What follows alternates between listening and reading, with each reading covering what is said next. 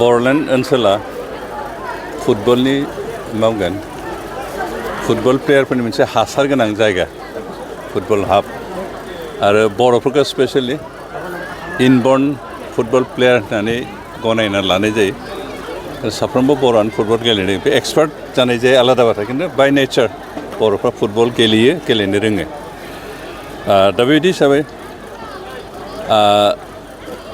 जाति हिसाबै ओनसोलनि सुबुंफ्रा फुटबल गेलेग्राबाबो जों बिथांमोनखौ खोब मोजां स्कप होनो हायैखाय जों नेशनेल लेभेल बा इन्टारनेशनेल लेभेलनि फुटबल प्लेयार जानो हायाखै आरो बेनिखायनो दिनै बिटिआर सरकारा बिटिआर ओनसोलाव थानाय फुटबल इन्टारेस्टेड सुबुंफोरखौ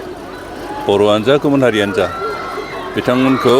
मोनसे गोजौ लेभेलाव लाबोनायनि मोनसे नोजोर खालामनाय जादों आरो बेनिखायनो जों गामि गामि ओनसोलावबो फुटबल बादायलायनाय खुंदों आरो लोगोसे जोंहा दाब दाब जायगायाव मुंख्लंफोरनि मुङै दा नैबेहाय दावहारि मुंख्लंफोरनि ट्रफि थाबाय गसाइगाव बोहैथिनि नामै फुटबल गेलेनाय दं एबार होनाय जायाखै बिनिफ्राय माबा बेंटलाव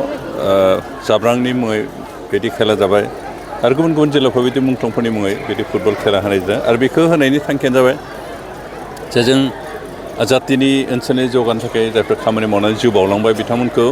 जुगुमिया खालामनाय अरायथा खालामनाय लोगोसे बिथांमोनखौ जारिमिनाव मुंदांखा खालामनाय आरो जोंनि उन जोलैफ्रा जाहाथे बिथांमोनखौ गोसोखाङो आरो बिनि गेजेरजों बिथांमोना जे जोंनि थाखाय नांबाय बेखौ सनमान जाहाथे जों होनो रोङो बेनि थाखाय बे मुंख्लंफोरनि मुङै जों दाब दाब जायगायाव बिदि फुटबल बादायलायनो होदों आरो लोगोसे जों बेबायदि खेला खुंनायनि गेजेरजों जोंनि ओनसोलाव थानाय फुटबल प्लेयारफोरखौ थुलुंगा होनाय आरो उन्दै उन्दै जोंनि फुटबल प्लेयारफोरखौ आइजोफ्रानो जा बा हौवासाफ्रानो जा बिथांमोननि सिङाव थानाय जिथु फुटबल टेलेन्ट बेखौ नागिरनानै दिहुननानै जाहाथे गोजौ थाखोआव लांनो हानाय बेबायदि स्कप होनो होननानै बे फुटबल बादायलायनायफोरखौ जों खुंनाय जादों आरो दिनै दतमायाव 25थि दावहारु मुंख्लं जि फुटबल ट्रफि बिनि जोबथा खेला जादों आरो बेयो दासिमहालागै बे खेला 25 बोसोर सोलिबाय आरो बे 25 बोसोराव जिखिनि दायित्व लानो खुंबाय जा दुलाराय बर' फरायसा आफाद दतमा आन्चलिक कमिटि आरो बिनि लकेल जि खुंथाय कमिटि बिथांमोना गुबुन गुबुन बोसोराव जेरै खुंदों एबारबो खुंदों बेनिखायनो आं बिथांमोनखौ साबायखर होदों आरो जों बेबायदि दाब दाब जायगायाव जाहाथे फुटबल खेला बादायलायनाय खुंनायनि गेजेरजों जोंनि ओनसोलाव थानाय सेंग्रा सिख्लाफोरखौ फुटबलनि बेलायाव मोजाङै गोसो होना जाहाथे गेलेनो रोङो बेखौनो थुलुंगा जों होदों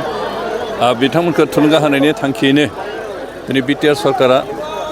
बिटिआर ओनसोलनि प्रत्येक समस्तिनो मोनसे मोनसे फुटबल ग्राउन्ड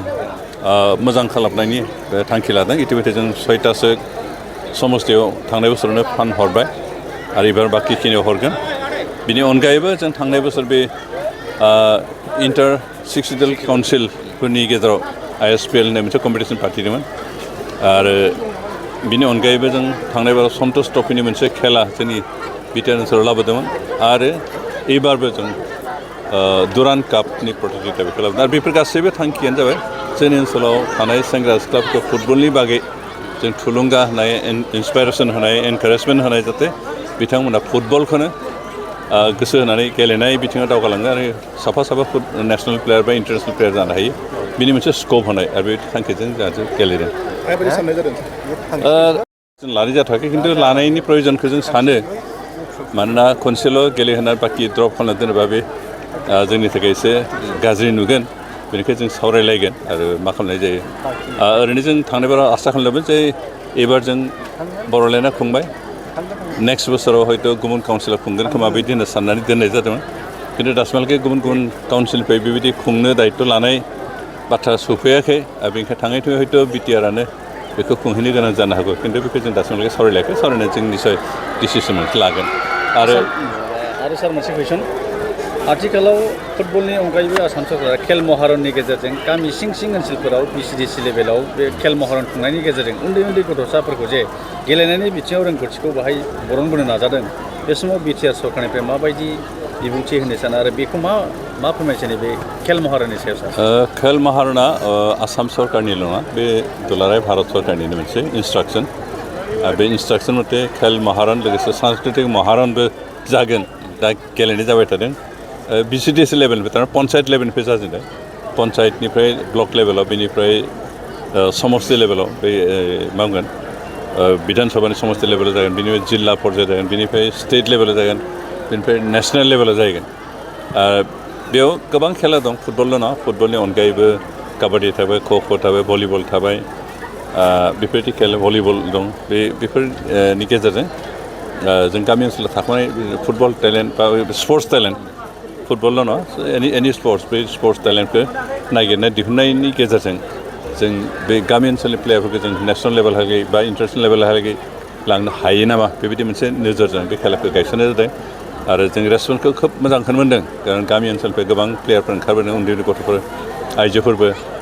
बेनिखायनो जों आसा खालामदों बेनिफ्राय मोजां प्लेयार जों दिहुननो हागोन आरो जुदि नेसनेल लेभेलहाय गेलेनाय सेलेक्ट जायोबा बिथांमोनखौ कचिं टचिंनि बेबस्था सरकारनिफ्राय होनाय जागोन बेनिखायनो बे जोंनि थाखाय मोजां जादों दिनै जों बिटिआर सरकार बिनि थाखाय खरस खालामनो हायाखै खिन्थु बेखौ स्टेट गभर्नमेन्टनिफ्राय खरस खालामनो बे एज पार द इन्सट्राक्सन अफ द सेन्ट्रेल गभर्नमेन्ट बे माबाया जादों बेनिखायनो आसा खालामदों बेयो जोंनि थाखाय मोजां जागोन जोंनि गामि ओनसोलाव थानाय मोजां प्लेयारफ्रा हयथ' सरकारनि नोजोराव रायजो राजानि नोजोराव गोग्लैयाखैमोनब्ला नैबे गामि ओनसोलाव खुंनायनि गेजेरजों नोजोराव गोग्लैगोन आरो बिथांमोना गोजौ थाखोआव थांनायनि मोनसे स्कप मोनगोन थेंक इउ सार बङाइगाव सापागुरि र'डआव थानाय मेगना हुन्डाइ श'रुमा लानानै फैदों नोंथांमोननि सेराव फुजानि स्पेशेल अफार ग्रेन्ड i10 नियस i20 एनलाइन अरा भेरना आलकाजार बेफोर समायना गारिफोर फुजानि स्पेशेल अफारा फैगौ 30 सेप्तेम्बरसिम थागोन 50,000सिम गारि लानानै गारि अफार नोंथाङा मोनफुंनो हागोन अब्ला मानोथो गोबाव खालामनो थाबैनो नोंथाङा बङाइगाव सापागुरि र'ड एबा लामा सेराव थानाय मेगना हुन्डाइ श'रुमाव नोंथांनि फसायनाय गारिखौ लाहैदो गोबां मिथिनो थाखाय नैबे जानबुं नाम्बार 9101093856 8011827497 700279673 70026948111 आव खौरां लाहर मेगना हुन्डाइ श'रुम बङाइगाव सापागुरि र'ड